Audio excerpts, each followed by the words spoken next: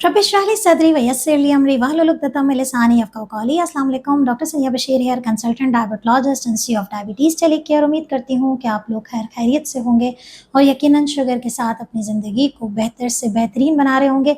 Diabetes take care अपने वादे के ऐन मुताबिक हर त्यौहार, हर खुशी, हर गमी में आपके साथ खड़ा है। और चूँकि अब हमारी जो सीरीज़ स्टार्ट हो रही है वो है ईद उल अज़हा की सीरीज़। और सबसे पहले तो दुआएँ कि अल्लाह ताला हम सबको जो है वो ईद उल अज़हा खुशियों से मनाने की तौफ़ीक अता करें और जो कुर्बानी का जो फ़रीज़ा है, जो सुन्नत है, बेसिकली सुन्नत इब्राहिमी को पूरा करने की ताकत अता करें। और जो जहाँ पे भी अपनी ईद को सेलिब्रेट कर रहा है, हमारी और हमारी पूरी टीम की तरफ से आप सबको एडवांस में ईद उल अज़हा की बहुत मुबारकबाद। बात हो रही है सीरीज़ की और हम बात करेंगे आज बड़े मज़े के टॉपिक पे कि छोटे का गोश्त। तो अक्सर हमने सुना है कि भई वो तो खा सकते हैं, चाहे कुछ भी हो, छोटे का गोश्त जो है वो खा सकते हैं। लेकिन हम बात करेंगे कि क्या छोटे के गोश्त का हर हिस्सा खाना चाहिए? क्या गलतियाँ हैं जो छोटे के गोश्त में की जाती हैं? कैसे खाना है, कैसे पकाना है ताकि आपकी शुगर भी कंट्रोल में रहे और आप ईद के बाद भी अपनी सेहत में जो है वो कोई एज़ सच प्रॉब्लम ना फ़ेस करें कि आपने ईद को गुज़ारा है तो ये प्रॉब्लम आई है। हेल्दी तरीके से अपनी ईद को मनाएँ और वीडियो को एंड तक ज़रूर देखिएगा।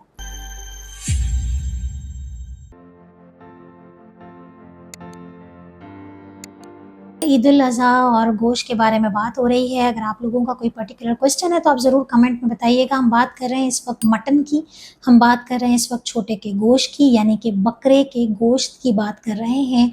और देखिए, पहले तो एक बात याद रखें, गोश्त चाहे किसी भी किस्म का हो, चाहे वो बकरे का हो, चाहे वो दुम्बे का हो, चाहे वो आप बड़े का गोश्त खा रहे हैं, चाहे आप ऊँट का गोश्त खा रहे हैं, किसी भी तौर पे गोश्त डायरेक्टली आपके जिस्म में शुगर को नहीं बढ़ाता है। होल्ड ऑन, यहाँ से वीडियो को कट मत करें, बात पूरी सुनें।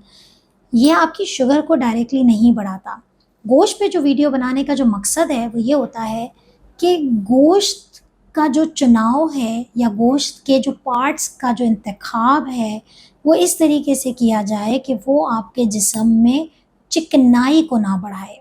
जब आपके जिस्म में चिकनाई बढ़ेगी गोश्त के खाने की वजह से, वो चिकनाई बेसिकली इंसुलिन के काम करने की सलाहियत को ख़राब करेगी और वो चिकनाई फिर आपकी शुगर को डिस्टर्ब करेगी। ठीक है? तो ऐसा नहीं है कि यहाँ गोश्त खाया और यहाँ आपकी शुगर बढ़ गई, ऐसा नहीं है। लेकिन ये गोश्त चिकनाई बढ़ा रहा है, तो चिकनाई कैलोरीज़ बहुत हैं, फ़ैट बहुत है, इसलिए हम ये गोश्त पे जो वीडियोज़ बनाते हैं। अब छोटे के गोश्त की बात हो रही है, बकरे के गोश्त की बात हो रही है। हम इसका इंतख़ाब करते हैं इसलिए क्योंकि छोटे के गोश्त में निस्बतन फ़ैट का कंटेंट कम होता है एज़ कम्पेयर टू बीफ पे भी हमने अलग से जो है वो वीडियोस बनाई हुई हैं और हम शेयर कर रहे हैं आपके साथ वक्तन फ़वक्तन। तो बड़े के गोश्त के मुकाबले में छोटे के गोश्त में चिकनाई निस्बतन कम होती है, लिहाजा छोटे का गोश्त मोर फेवरेबल है, खाया जा सकता है। लेकिन हम गलती क्या करते हैं? सबसे पहली बात है कि छोटे के गोश्त में भी आपको इंतखाब करना है दस्ती के गोश्त का, दस्ती वाला हिस्सा जिसे हम लीन मीट कहते हैं। वो हिस्सा अगर आप खाते हैं तो वो और ज़्यादा बेहतर हो जाता है क्योंकि उसमें आपका चर्बी का पोर्शन नहीं होता। यहाँ मैं अपने तमाम सुनने वालों से रिक्वेस्ट करूँगी जो माशाल्लाह बहुत शौक़ से इस कुर्बानी के फेस्टिवल में गोश्त का इंतखाब भी करते हैं और अपने शौक़ से चीज़ें बनवाते भी हैं। अल्लाह आप सबकी खुशियाँ कायम दायम रखे। लेकिन गोश्त में जो चर्बी वाला पोर्शन है उसको कोशिश करें कि अगर आप डायबिटिक है तो आप समझ लें आप पूरी फैमिली के लिए खतरा है, आप ये चीज़ें हटा दें। चर्बी को रिमूव कर दें, फैट कंटेंट को रिमूव करें ताकि आपका जो है वो लीन मीट ज़्यादा जाया जाए और वो आप इस्तेमाल करें ताकि वो आपके मोटापे को बढ़ाने का बाइस ना बने या इंसुलिन रेजिस्टेंस के बढ़ने का बाइस ना बने। दूसरी बात यह है कि छोटे के गोश्त में जो गलती की जाती है वो ऑर्गन मीट का इस्तेमाल है। यानी कि हम सब जो है वो यहाँ पर ख़ास तौर पे पाकिस्तानी कल्चर के हिसाब से कुर्बानी के बाद जो सबसे पहली चीज़ खाई जाती है वो होती है कलेजी। कलेजी के अंदर बेतहाशा फ़ैट मौजूद है, बेतहाशा फ़ैट मौजूद है। कलेजी फ़ैट बढ़ा रही है तो डेफ़िनेटली वो आज आगे जाके आपकी शुगर को डिस्टर्ब करेगी। ऑर्गन मीट यानी कि हम आज़ा की बात कर रहे हैं, इसमें कलेजी, गुर्दे, कुछ लोग लंग्स फेफड़ों का इस्तेमाल करते हैं, कुछ लोग जो है मगज़ का इस्तेमाल, ब्रेन खाया जाता है, ब्रेन मसाला बड़ा कॉमनली खाया जाता है। आई एम सॉरी अगर आपको नाम सुन के कुछ थोड़ा-सा, लेकिन ये रियलिटीज़ है, हमारे कल्चर की रियलिटी है और हम सब ये इस्तेमाल करते हैं। तो डायबिटिक है, मोटापा है, प्री डायबिटीज़ है, ब्लड प्रेशर है, हार्ट पेशेंट हैं, आपने इन चीज़ों का इस्तेमाल नहीं करना है। और अगर आप डायबिटीज़ के साथ-साथ हाई यूरिक एसिड के भी पेशेंट हैं, आपने ऑर्गन मीट का इस्तेमाल नहीं करना है, नहीं करना है और नहीं करना है। अक्सर हम कहते हैं कि थोड़ा-सा खा लें, देखिए चख लें। 1 पीस लिया, चख लिया, सुन्नत इब्राहिमी है, इसको उसमें सिर्फ़ कुर्बानी करना जो है वो होता है। बाकी ये है कि चख लें, ऑर्गन मीट में से कोई एक आध कलेजी चख ली, लेकिन ये है कि आपने कोशिश करें कि आप लीन मीट, तो एक ये 2 गलतियाँ मैंने आपको बता दी कि आप क्या कर रहे हैं, फैट वाला कट नहीं लेना, लीन मीट लेना और दूसरा ऑर्गन मीट।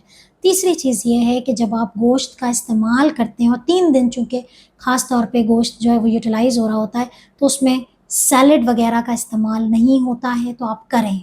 ज़्यादा से ज़्यादा प्रोटीन को शामिल करें, ताकि फ़ैट का रेशो जो है वो कम हो सके। प्रोटीन, अब आप कहेंगे गोश्त खुद प्रोटीन है, ठीक है, गोश्त के अंदर प्रोटीन मिलता है, लेकिन आपको साथ में सैलेड खाना है अच्छा वाला। और कोशिश करें कि गोश्त अगर आप जो भी थोड़ा बहुत पोर्शन खाते हैं, कोशिश करें कि फिर आप उसको ब्रेड या रोटी या चावल से ना खाएँ, क्योंकि एक तो फैट आपकी इंसुलिन रेजिस्टेंस को बढ़ा रहा है, दूसरा आप एडिशनल कार्बोहाइड्रेट लेके उस पैंक्रियाज पे भी लोड कर रहे हैं, उस इंसुलिन के काम करने की सलाहियत पर भी लोड क्रिएट हो रहा है।